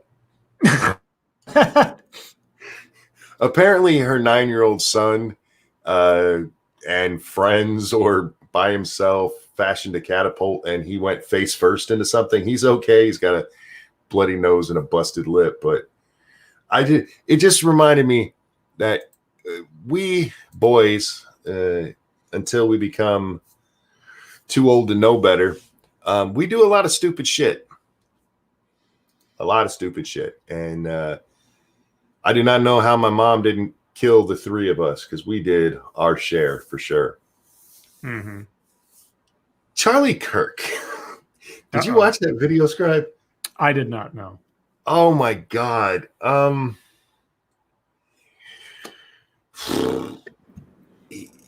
He looks horrible in this video to begin with. Charlie Kirk is a weird-headed dude to start off.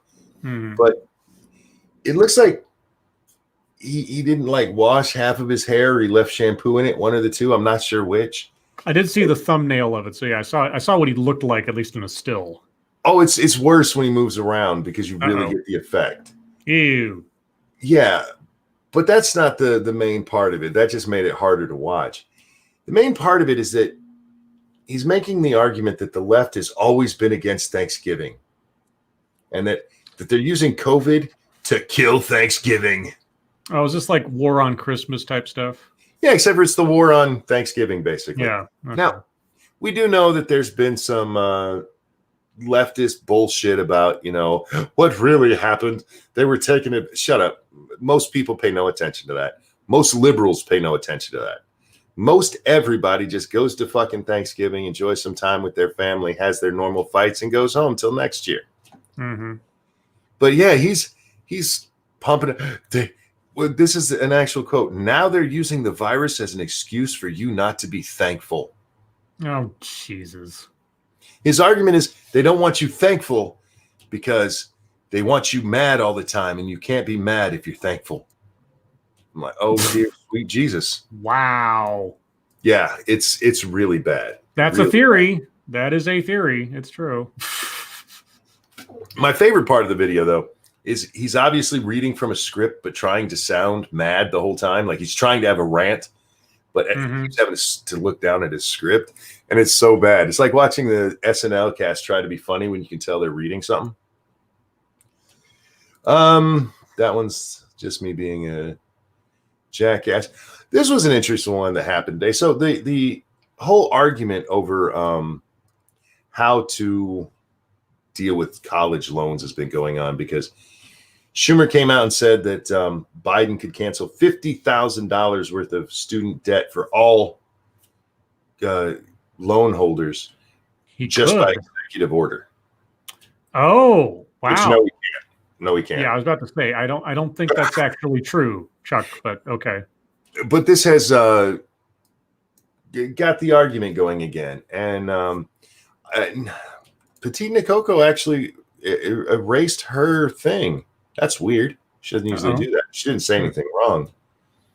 She put out a tweet just like offering some suggestions on how people can keep from getting into student debt. Mm-hmm. Like pay as you go. Go to a community college in your state. Those tend to be pretty cheap. Go to a trade school instead. And people lost their shit. And this one chick said this: these are not viable strategies to create an educated country. We will fail in the pit of our own ignorance. Why are we fighting to make education so difficult to achieve? Not unless you're going to say going to trade school is not getting educated, which is fucking retarded. None of her options were don't go to school. They were all ways for you to go to school still. Like, this is going to make us stupid. Like,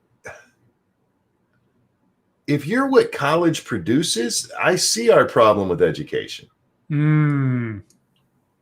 That's not what I said to her. I wasn't quite that mean. Actually, what I said to her was, go to school later, go to a cheaper school, and learn a trade are not viable strategies to creating an educated country. Guess it's the Ivies or nothing for Princess here. So many ways to go with this one. So many ways. But seriously, that's fucking retarded. The idea that you have to go to a state university or it's not a real education is a bad idea to even be putting in people's heads. Yeah. Go get your degree wherever you can get your degree. And I would do it the cheapest way possible if I were you. And I'd pay as I go. Just throwing that out there. Thank you, Chicago Mike. Stop majoring in gender studies. Well, I have that coming up. Hold on to that one. Okay. All right. Thank you. Thank you, Mike. As I mentioned, I watched the hearing today. This time, Jack and Data were up in front of the Judiciary Committee. They left the Google guy out this time. And Jack, I think this is actually his statement to them. He posted it on Twitter in tweets. And this is one part of it. He says, more than a year ago, the public asked us to offer additional context to help make potentially misleading information more apparent. I don't know which public asked for that. It wasn't me, but still. We did exactly that. Applying over 300,000 tweets, applying labels to over 300,000 tweets from October 27th through November 11th, which represented 0.2% of all U.S. election-related tweets. And I don't disagree that they did that. I just think it was selective in the way they did that. Very much like that news article just a moment ago. He said there wasn't fact-checking stuff to do against the Democrats. Really? Because I saw him actually up there explaining why they didn't label the New York Times thing the way they did the New York Post story, the New York Times Trump tax story. And like, well, we saw that as reporting, not as helping facilitate a hack. And like, what the absolute fuck are you talking about? Yeah, it was this anyway. Yeah, Jack, I don't care that you do it, but if you're going to do it, you need to be even-handed about it. And they were throwing out some interesting stats I did not know during this hearing. Something like what 95% of all Facebook employees who donated to candidates in this election donated to a Democrat. You don't say. That's 95 at Facebook, 99% at Twitter. Oh my God. And Jack's like, I don't think that really causes a bias. And Data's up there. He's like, yeah, it's they come to work and they're professional. Like, yeah, I'm sure it plays no bias role at all. Sure. Okay. Getting to what Mike said there. In another Twitter thread, Petite Nakoko talking about this same thing. She says, also, let's not pretend that all of the people who are drowning in debt all have degrees in feminist dance theory or something like that. People with decent degrees are also struggling. And that's a fair enough point. It is. But I went and looked up the top. You can look this up. It was I want to say Georgetown. I probably have that wrong. But there was a study done of the top 20. It's actually the top 100 college majors. Mm-hmm. In the top 20, guess how many of the top 20 college majors are in the top 20 paid college majors? That if you get this job, you're going to be in the top 20 paid. Of the top 20 major, 3. 1. Oh, shit. Okay. One. Of the top 20, most of them fall in the $50,000 range per year is what you're going to make coming out of it. And a lot of them are social science nonsense. Sure. And there's only so many jobs for psychologists, and only so many are going to write a book and become pop famous for it. Most of them have really hard, dreary fucking jobs. And that's number 5. Number 5 for the most majored. It's not just feminine dance theory, and that is fair to point out, because, I mean, there are those people that get their gender studies degrees. But there's also people who, and sorry, Scribbles, major in English. Yeah. There's a lot of people who go to school just because they're told you have to go to school. And that is a problem in our country. I absolutely agree. And I've been preaching that much longer than I've known any of you guys, because I've never understood it. Real quick, thank you. Fastier of Old. Hey, everyone. So Ranting Monkey, crazy things in Wayne County. Tied vote to a unanimous vote to certify, but only if Jocelyn does an audit. Heard about it 15 minutes ago. Unanimous vote if Jocelyn does an audit. But only if Jocelyn does an audit, yeah. Well, there it goes. It doesn't matter then. Jocelyn will do the audit, and you'll be amazed at how well it goes. Notice they're not doing a recount, though. Mm-hmm. Because I explained that earlier. They can't do a recount because then they'd have to throw those all out. So yeah, that'll lock Michigan for him. But yeah, that's. I mean, I'm sure there's other things that happen, but that's the majority of it, Scribbles. Well, that's good timing, because it's now the bottom of the hour, which means it's chat time. It's your time. If you have questions, comments, complaints, conspiracy theories, if you have any idea about, I'm trying to think of something that we already talked about. I'm trying to do a callback, but suddenly my mind went blank. I don't know. I don't know. If there's anything to fact check about Democrats, well, that we'd be here all night. I don't know. Whatever you want. It's fine. I know we're going to get like crazy food questions and superpowers questions and other things. And for anybody that, just as a late reminder, Satsu's not here because he's taking the night off, in case anybody was curious about that. Let's see. Cannibalistic Wizard. Try garlic camel.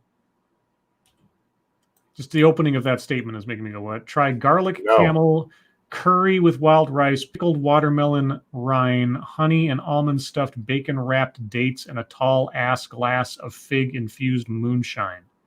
That's gonna be a no, Bob, from me. All of it. That's a hell no. Thank you, Mr. Tickle Trunk. Subsidies have bloated USA schooling with 30-1 up to 18-1 students to faculty. Activism over education and facilities students don't use equals student debt.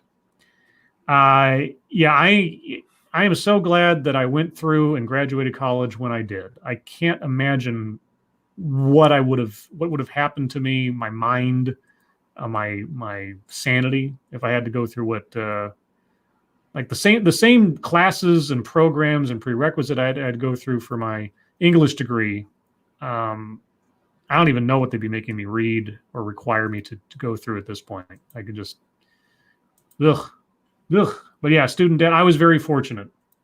That I didn't come out of that with a lot of student debt. There was just good planning on my parents' part. First off, by going to community college first, which was relatively affordable, and getting my AA there, and then just transferring it over to a state college that was not some super duper expensive, but I got everything I needed. So there was colleges noticed that if they could force enrollment, and this is where this all started, they pushed for more and more kids. Everybody's got it. You got to go to college. You got to go to college. Were they doing that for the students?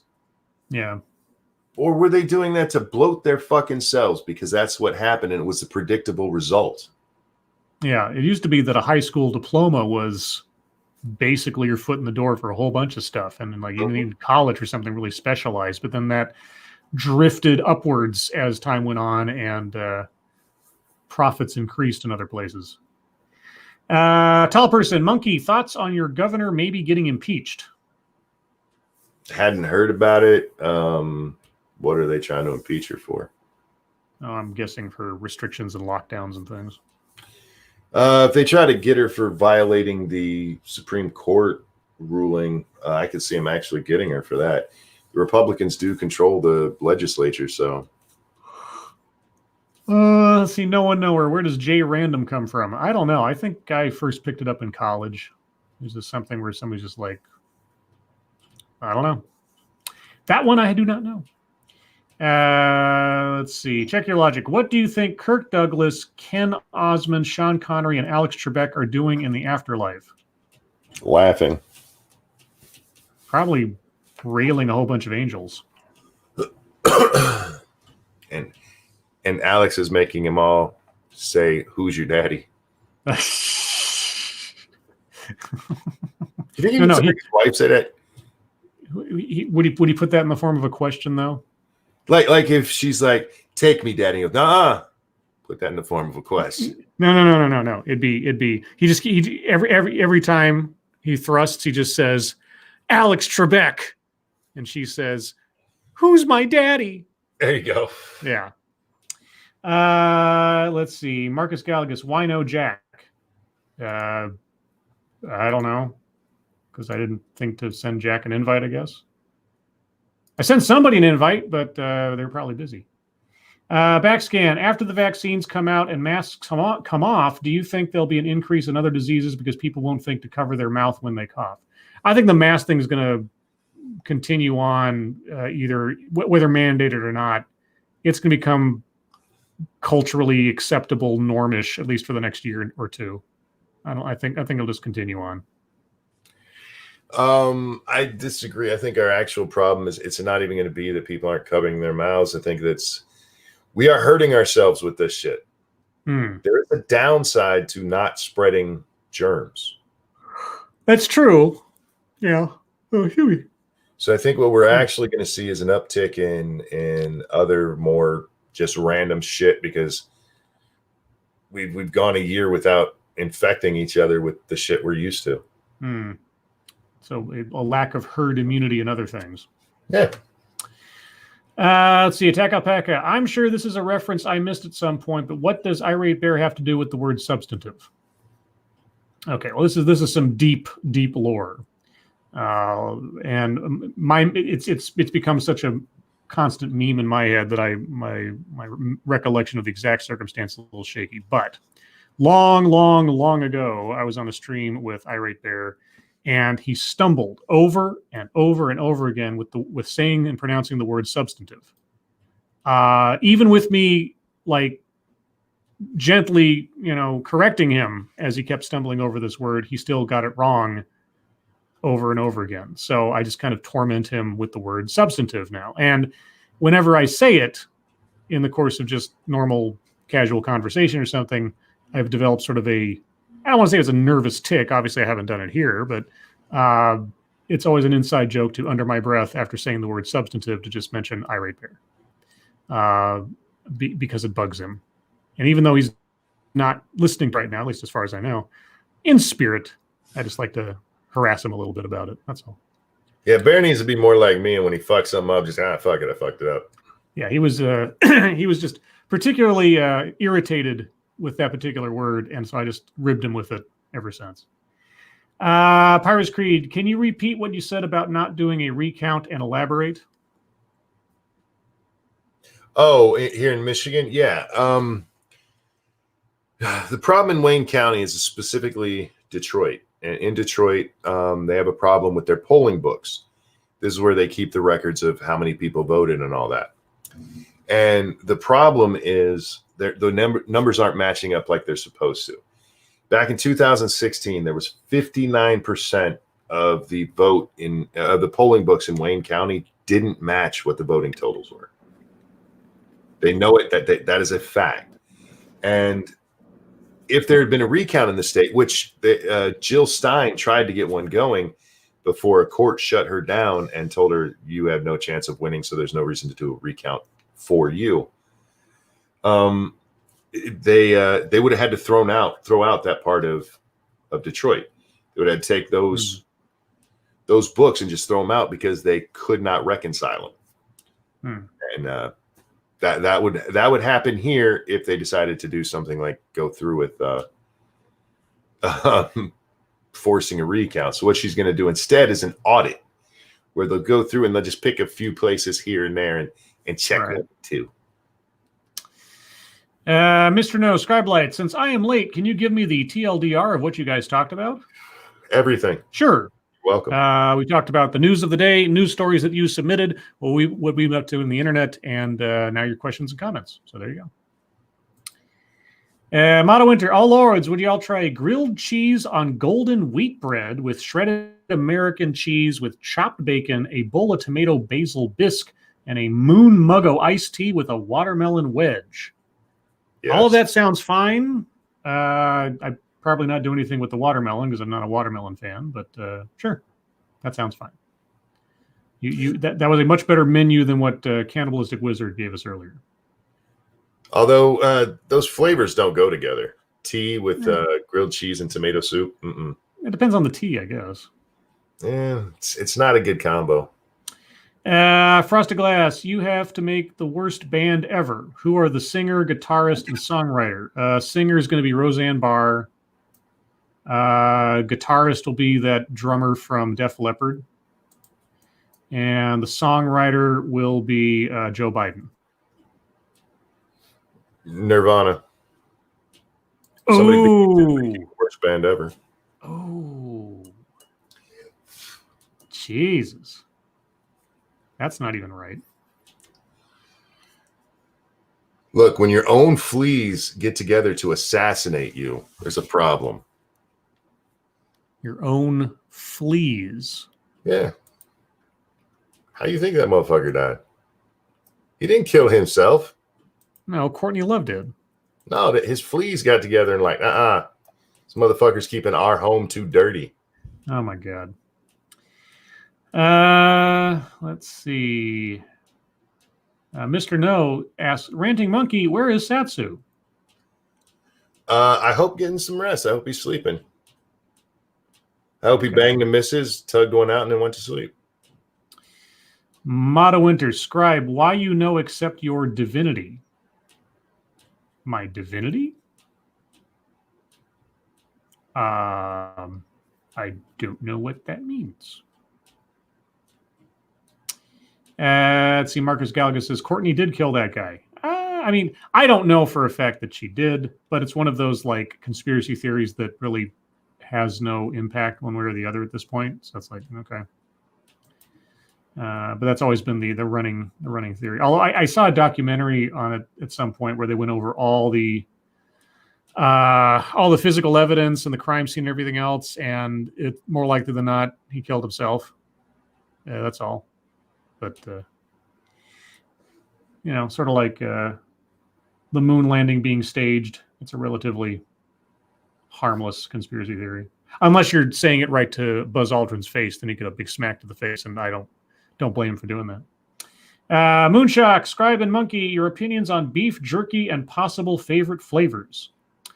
I like beef jerky, but I don't like the overly processed stuff you get at the grocery store. There's like naturally made beef jerky that I like really well. My dad, way back in the day, my dad knew a guy that he was part owner of a meat company kind of deal, and they did this home smoked fresh beef jerky.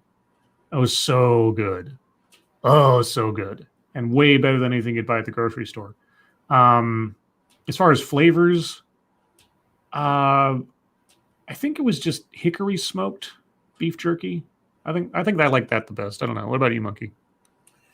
I do like beef jerky, as long as it's a soft one. Once it gets like leathery, I can't even.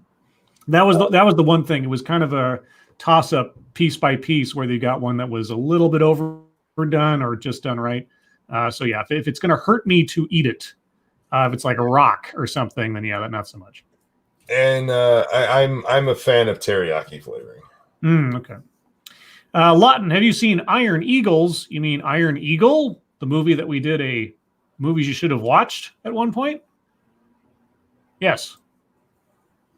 I've seen. I don't know. I haven't seen all the Iron Eagle movies. I've seen at least the first three. Pretty sure. I don't remember if I saw the second one or not. I know I've seen the first. Yeah, first one we watched for one of those streams, and then in the distant past, I saw the second and third ones at some point. Frosted Glass, would anyone else pay to see Biden read a book of tongue twisters? No. No, we're going to get that for free as he just proceeds doing speeches and podium stuff. Why pay for the milk when you get the cow for free? Furry Kitten, if someone becomes a saint before their time, is that preordained? Stop it. Motto Winter, oh lords, would y'all rather be able to sing fluently in every language but not be able to talk with singing? Talk with singing. Or your own boner pill brand? Well, if the second one is an effective pharmaceutical, probably the second one, because then I'd be rich. But I don't know what you mean by not be able to talk with singing. Like, I can't say words as I'm singing, or if I'm singing fluently in every language, I have to be able to talk. Maybe I'm misunderstanding that. I don't know. Or do you mean not be able to talk without singing? Is that what you meant? Because if you meant that, then no way am I doing that one. I would annoy myself before I'd annoy everybody else. So I'll take the second option. Frosted Glass, which would you rather watch, a Nirvana concert or Quippers United on Jack Gunsky's channel after Lawton? A Nirvana concert. Nirvana. Oh, that's something coming from Monkey too.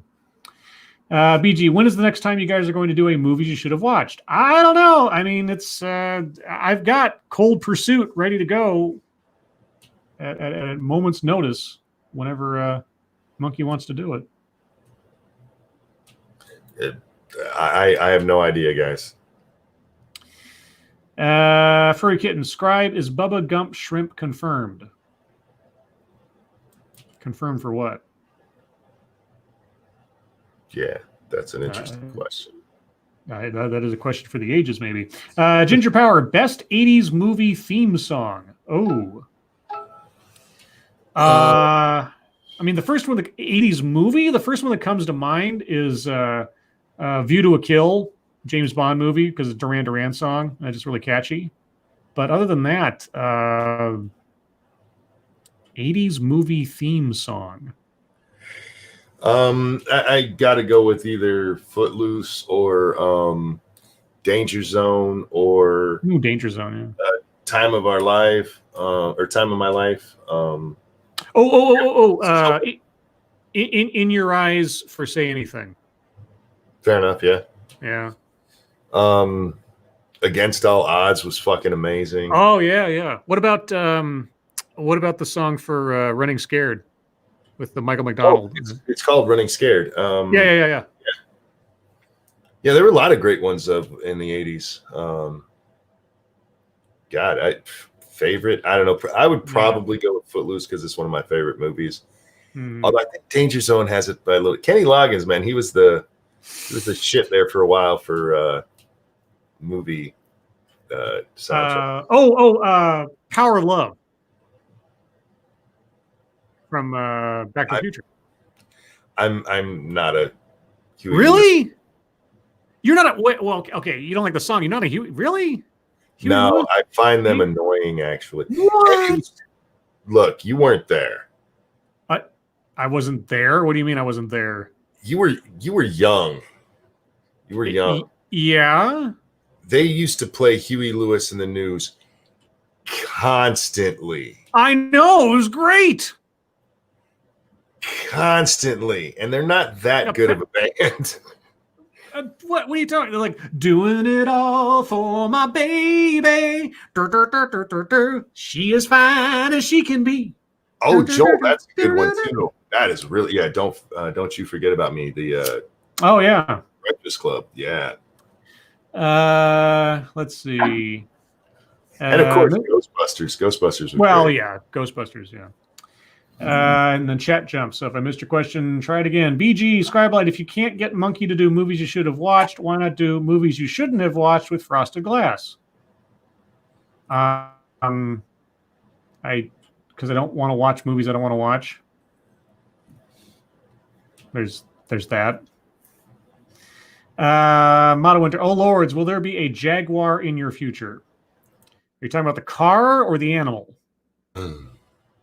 Because I don't see either crossing my path anytime in the near future. I would love to have both, but I'll probably never have either. Let's see, Mr. Tickle Trunk, Beverly Hills Cop theme, 1984. Oh yeah, that's a good one too. Again, it's another one. It's okay, but like in very small doses. All right. Krampus from Kansas. Monkey confirmed Canadian for not liking Huey Lewis. Now, Canadian or communist? I don't know. One of the two. Assassin the Great. That dude's from Russia, ain't he? I don't know. Assassin the Great. The original Ghostbusters theme song was plagiarized from Huey Lewis in the News. I want a new drug. It's true. Made it better. Yeah. I mean, different and definitely more memorable. Yes. And they got, man, did they get paid? Huey Lewis News got paid. They got paid for that. Let's see. Joel McLaughlin, Jaguar cars are too expensive for what they are. Yeah, I told the story before. My dad used to co-run a car dealership way back in the olden days. And he'd bring home like every couple of weeks the latest model of something. So we'd have like a little sporty kind of car one day, and then we'd have like the sedan the other day or whatever, or a SUV. And then they're, if you bought them as a normal buying public person, they'd be extremely expensive. Like at the time, like $40,000, $50,000, $60,000 cars or more. Crazy cars. And after a while, flipping through all these crazy expensive cars as a kid, I was kind of like, I got so inured to just, okay, it's a car, right? It's just four wheels and an engine. Some of them have more doohickeys than others, but otherwise it does the exact same thing. So I'm not impressed by cars as a status symbol or anything. And so when I see somebody driving around in one, it's like, well, that was a lot of money they burned on something, or they're just leasing something to look cool, I guess. So yeah, I've never quite understood the allure of the super duper fancy car to show off. I was like, whatever. Doesn't impress me. Motto Winter, oh lords, would you all rather be able to sing fluently? Yeah, I already asked this one. Yeah, I go for the pill brand because I don't want to not be able to speak normally.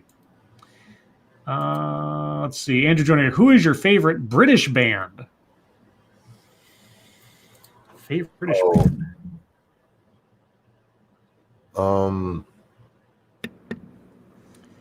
Damn.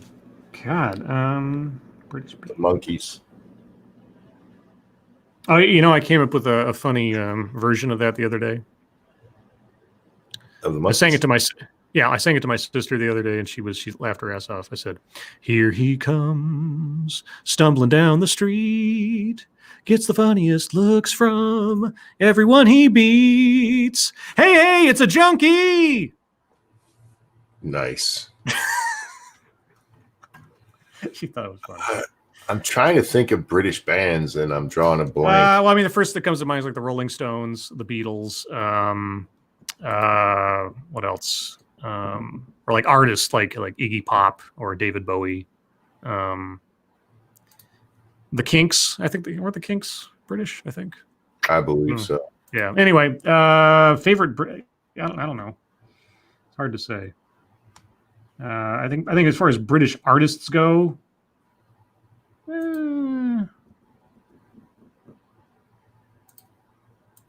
maybe Billy Idol. I liked old Billy Idol stuff. It's pretty good. Yeah, I like Billy Idol. Yeah. Yeah, I honestly don't know. I'm drawing a complete blank. Phil Collins. Yeah, I like Phil Collins. The older stuff. His newer stuff is all too mushy. Let's see. Delford Zero. Do you not like the Bond cars? Oh, I mean, I like the old Aston Martin. I mean, cars in context that are cool and part of a character kind of thing. That's cool. And then like the oil slick and the ejection seat and all that kind of stuff. That's fine. I just didn't like real life. Somebody spending a ton of money on a car to look cool or something. I just like it. Just shows they had a lot of money to burn, or someone else's money to burn, or they got a lease or something. Like it doesn't mean anything to me. And when I see that someone has paid God knows how much money for a car, I just think how many other better things you could have with that money than just a car. You could have gotten a perfectly functional fine car that you could completely run into the ground and buy another one and not even come close to getting to half of what you paid for that single car. Gulf City Peterbilt Confederacy 379 Scribe like Christine theme 1983. Isn't that you mean the John Carpenter song, or like, because the song I always associate with Christine is that scene where he like he talks to the car and she's all busted, the car's all busted up, and then he like stands in front of the car and he says, "Show me," as in like what it can do. And then Harlem Nocturne starts playing, the song Harlem Nocturne, which is a great song. It was the Mike Hammer theme song too, a little bit. And then the car like heals itself. That's the song I always associate with Christine. I know there was probably John Carpenter original that went along with it. Let's see. Brad Young says, "How about The Who, Monkey?" Not a big fan. Irate Prostate says, "Sabbath, Black Sabbath." I know Ozzy Osbourne is British. Was that a British band though? I thought that was a U.S. band. It's just that Ozzy was British himself. Maybe I'm off. I don't know. I don't know the history of Black Sabbath that well, obviously. I'm American, y'all. Yeah. Frosted Glass. You can have one iconic movie/TV car as your car. What do you choose? So my first thought is like Kit from Knight Rider. But other than that, TV or movie car is your car. I mean, I wouldn't mind James Bond's Aston Martin with all the doohickeys. That'd be cool. Or that one from I think it was The Spy Who Loved Me, the one that turned into the submarine. That was kind of cool. But Kit or the General Lee, of course. The time traveling DeLorean. Or Ecto 1. Ecto 1 would be kind of cool. That's a hearse, man. It's a car. That is a car. It's a converted. Wait, was it originally a hearse or was it an old ambulance? The original, because the one in the remake was a hearse. The one in the original, wasn't that an old ambulance? Looked like a hearse to me. Well, I don't know if Jack can check on that real quick. We only got a couple minutes left, but I'm pretty sure the original was an old ambulance, not a hearse. It only became a hearse in the 2016 remake. Sean Uli, did you know that Billy Idol wrote the Breakfast Club song? Yes. I don't know if I knew that. So now I do. Thank you. Saw it like on a pop-up video or something once. Oh, yeah. Assassin the Gray says original Ecto 1 was an ambulance. Aha! I was right. Aha! It wasn't. It was an old ambulance. Model Winter, Scribe, Cougar, Panther, or Turkey Vulture? Slang term. What? I don't know. What? I don't know what that means, Mata. Am I a cougar now? I can't. I'm a boy. That doesn't make any sense. Let's see. Kieverdam says, "Did you guys know that I suggested Wowie Wow Wow as Dogcat Fox's catchphrase?" Was it you? I thought somebody asked me like, "What sound is that the sound?" Like somebody says, "Is that the sound that Dogcat Fox makes?" or something. When I kept saying like, in my exasperation over some TEDx, I said "Wowie Wow Wow," and somebody says, "Is that what Dogcat Fox is?" Like, yeah, he says "Wowie Wow Wow." That's his name. I don't know. If you want to take credit for it, go ahead. It's fine. No royalties are coming your way though. Backscan, Scribe. I remember he made the comment, "The lights still work." So yeah, Right. Yeah. Yeah. That's what I was thinking. It wasn't a hearse. It already had built-in ambulance stuff on it.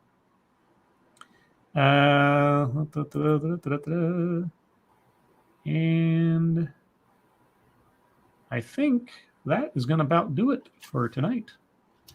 So everyone, by the time I get done with this, we'll be at the top of the hour, and that's the end of the show. It went by quick. We had a lot to talk about tonight. Mm-hmm. And so everyone, thank you so much for joining us tonight. You guys are really the best audience in the world, period. If anybody says elsewise, I'll have Monkey beat them up for you. Moderators, thank you for keeping an eye on things. Even though our audience is so well behaved, you guys have very little to do. Everyone who donated, thank you so much for your generosity. Really do appreciate it. It'll all go towards horrible things I'll put in my body, like goldfish crackers and Jack Daniels. All the more to help insulate my brain from the next TED Excellence, which will probably be tomorrow. We'll see. Remember, guys, tomorrow night will be on Monkey's channel per usual for Lords of the Night, 6 p.m. Pacific, 9 p.m. Eastern, regular time. Monkey, you got anything to plug for tomorrow? No, like I said, guys, I'm going to bed, so Monkey in the morning will be whenever I wake up, and unless I only sleep a couple of hours, which is really possible, then no game stream until tomorrow night. And depending on timing, I might try to rope Monkey in for a TEDx tomorrow. We'll see. I don't know. If I manage to sleep through the night, that would be a good day to catch me, so we'll see. Okay, well, I will check with you tomorrow then. Andrew Joyner, thank you so much for the last-minute donation. Sabbath, we're from Birmingham, England, for your information. Okay, I wasn't sure. I thought for some reason that they had American roots, even with British ties. My mistake. I apologize. Thank you, Andrew. But with that, guys, we're going to call this to a close. Satsu in absentia. Hope you're getting some good rest. Monkey, thank you for joining us as always. Indeed. Everyone, your lives make us sad, and we will see you tomorrow. Bye, everyone. And getting out my copy of Screw the Roses, Send Me the Thorns, the romance and sexual sorcery of sadomasochism. Sadomasochism. And today's secret word is happy. That's a good word. Happy. Happy. Happy. Happy, happy, joy, joy, happy, happy, joy, joy. Happy.